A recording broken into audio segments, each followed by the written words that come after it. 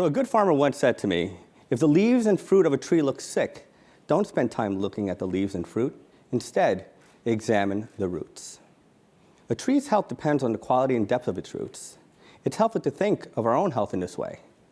We're composed of a complex root system that depends on four things: our culture, our community, our environment, and our nutrients. The root problem of today is our food and our connection to it. How we grow it, how we eat it, how we make it, and how we sell it. It's the root cause of our obesity epidemic. Come to think of it, food is not only the problem, but as Steve Ritz reminds us, it's also the solution. See, 10 years ago, I became a doctor, a practicing physician, which I still do today, to help people improve their lives and to restore their well-being. But more importantly, to improve their lives via lifestyle changes. I believe that we need more lifestyle prescriptions. So I prescribe yoga, meditation, and exercise.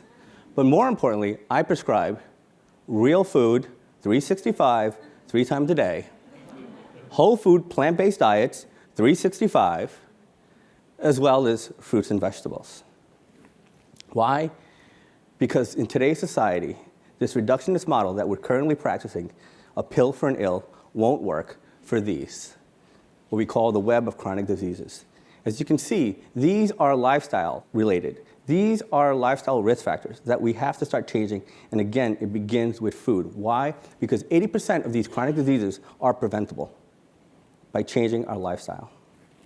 So I believe the only way that we can go forward is going back to our roots and integrate the wisdom of my parents, my grandparents, your grandparents into our current medical model. I believe traditional medical systems and remedies of the past used by our ancestors have been overshadowed by this modern medicine and technology. In fact, in most traditional medical systems, Chinese, Indian, Latin American, food is medicine and medicine is food. My most reliable teachers on this subject are these two special people, my parents. You see, my mother is Hispanic and is a traditional folk healer in our neighborhood. My father is an American, conventionally trained biochemist. Growing up in this home, where my mom would say, take this herb, my dad said, don't listen to your mother, take this pill. So this complementary lifestyle that I grew up in allowed me the footing in what we do today and what I practice today, both internal medicine, primary care, and integrative medicine. You know why? Because in the right setting, both work. And that's what we need to bring back.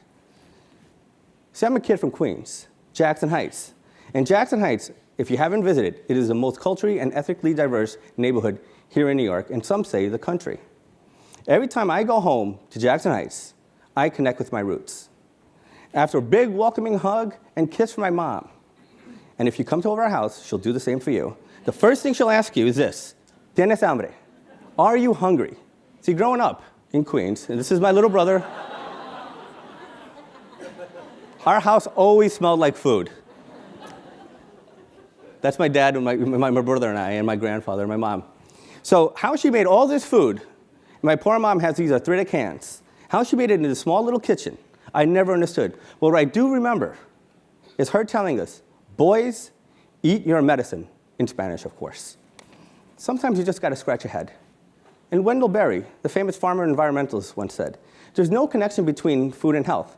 People are fed by a food industry, which pays no attention to health, and are healed by a health industry, which pays no attention to food. Unfortunately, this connection between food and health has been ignored for way too long. Now, I would love to take credit for this, but this ain't nothing new. Now, if you go back a couple years ago, the father of medicine, Hippocrates, 431 BC, reminds us, let food be thy medicine, and medicine be thy food. You fast forward 2,000 years, over 2,000 years, the French Epicurean, Brillant Savant, reminds us in his Physiology of Taste, the future of nations depends on the manner of how they feed themselves. Now, sadly, over the last 200 years, how we feed ourselves, and we heard it this morning, has gotten a lot more complicated, and over the past 50 years, as foods have become more processed and more convenient, all we've gotten is fatter and sicker. As I shared with you before, these chronic diseases are our leading causes of death. And in 2014, the MMWR, which basically comes out of our government and tells us what are the preventable causes of death. Diet is implicated in 4 out of the 10 causes of preventable deaths. Now, events like this, TEDx Manhattan, and people like Michelle Obama and TED speakers Michael Pollan, Mark Bittman, and Jamie Oliver deserve incredible credit for being proponents of population health and living. I feel the time has come to imbue this simple sensibility in our nation's future physicians. We've all heard this, that an apple a day keeps the doctor away. And we also know that prevention is more powerful than any drug or surgery, but it's difficult when our medical education system is not teaching our doctors about health, let alone nutrition. Now, I went to medical school not too long ago. Well, that's at least what I tell my parents. When I went to medical school, the amount of time I got on exercise, diet, nutrition, and food was 0. So what are we going to do? So then in 2004, Eric and Frank, I had an aha moment when I read this paper.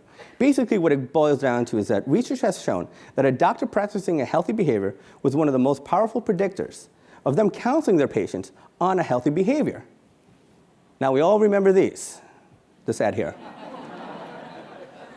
When we're stressed, we pull for a camel. So docs, what we did, we put down our cigarettes, and so did our patients. Now I believe the time has come with food. And in 2010, my wife and I started Cooking with Doctors, Fair Wellness. And for the past 5 years, we've been taking a group of 13 residents twice a year on a Monday at Natural Gourmet Institute to teach them how to cook plant-based foods. Why vegetarian? Research is simple. The more plants we eat, the longer we live. As Peggy mentioned, 2015 dietary guidelines also agree with that statement. And of course, we did it on Monday. You know why? Because that's the day all health breaks loose.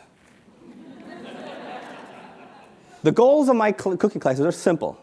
As I showed with you with Erica Frank's statement, is that if a doctor understands how to talk and how to cook about food, they're more likely to counsel their patients about food. Now this, Greg Harden, was my first cohort of doctors. Greg's first home-cooked meal was at the Natural Gourmet Institute with us. And this is what he said: being able to utilize one's experience is paramount in all areas of being a physician. To be able to lead by example is a powerful tool.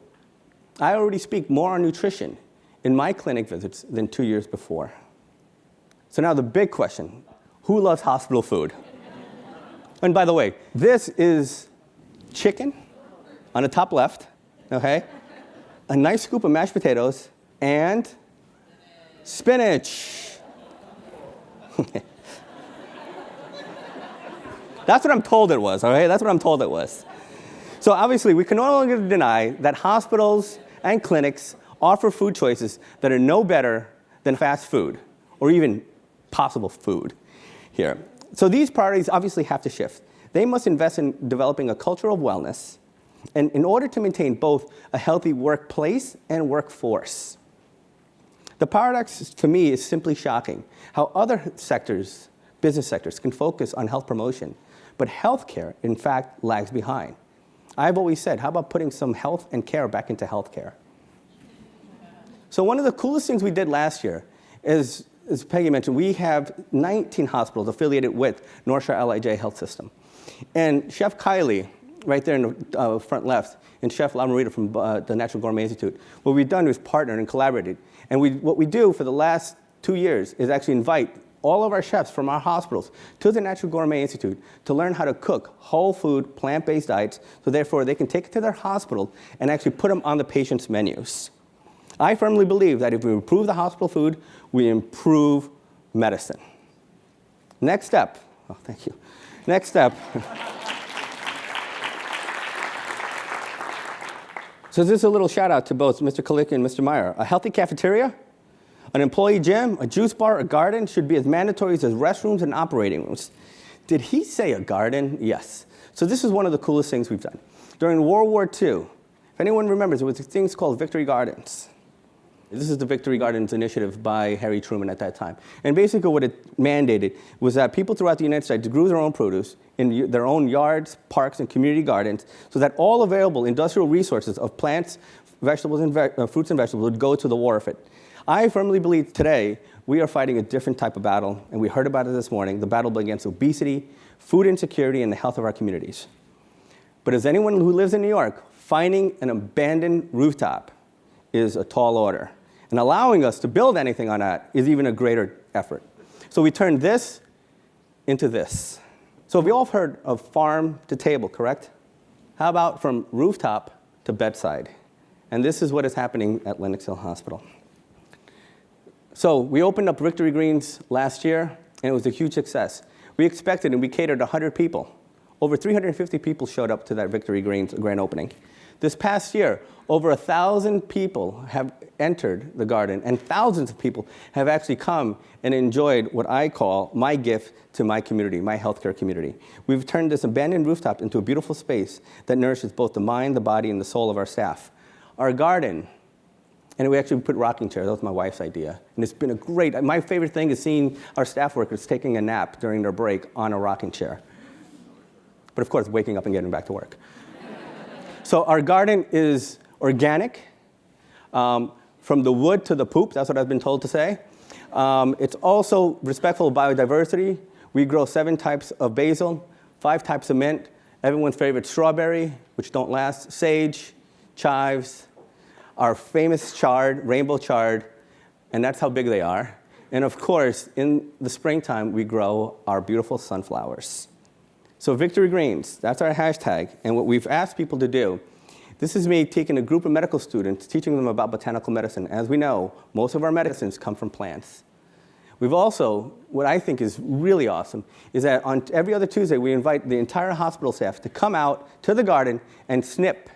What we do, me and the farmer go around, Farmer Kristen, go around and take samples of our vegetables and our herbs. And what they do is go home with a little bag like this, go home, cook with them, and then hashtag their recipe and what they made on Victory Greens.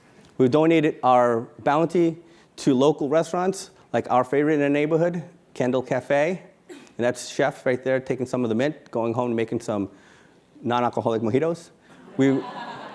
Sometimes alcoholic too. And our end of the year bounty to City Harvest. So imagine someday that we have a sustainable, local, hospital-based farm. And that's what we're trying to do. So allow me to plant the seed of an idea in the last couple minutes. So why can't our hospitals and clinics provide healthy food and be places of wellness, healing, and care? Why can't they have the freshest and healthiest cafeterias, best gyms, delicious patients' menus? Why can't they have healing gardens and farms in addition to the most modern emergency rooms, IT systems, and operating rooms? After all, it's called hospitality. So I believe we can change the way we eat by demanding more from our food and health systems. We all vote with our feet. And I also think that we're all sick and tired of being sick and tired. Our roots today are weak. My work in the clinic, in the classroom, in the kitchen, at home, and in the garden is an homage to my past, my roots. I believe that going back to our roots is about being part of something larger than ourselves. Let this be the time, ladies and gentlemen, that future generations say that our doctors, our chefs, our farmers, and policymakers finally got this thing right. Now, the question I have for you is, can we do this? Yeah, I agree. But one of my mentors and one of my idols, the great Cesar Chavez, says, "Si se puede." Now, may you all stay grounded, and may your roots run deep and healthy, but most importantly, let your leaves be fruitful. So anytime you guys want to come up to Lenox Hill Hospital and visit our garden, I thank you for your attention, and I bid you farewellness.